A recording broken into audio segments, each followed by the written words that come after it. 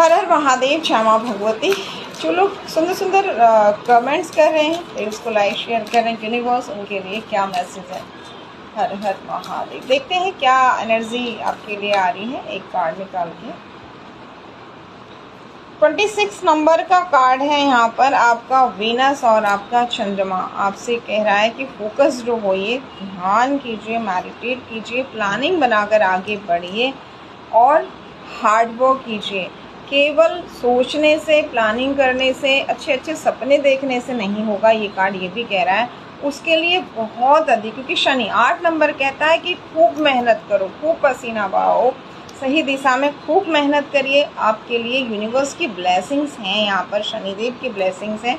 मेहनत करके अगर कुछ नहीं मिल रहा है तो इट मीन्स ईश्वर ने आपके लिए उससे अच्छा सोचा है। इस बात को स्वीकार करते ही आप होलनेस में आएंगे, आपकी इच्छाओं की पूर्ति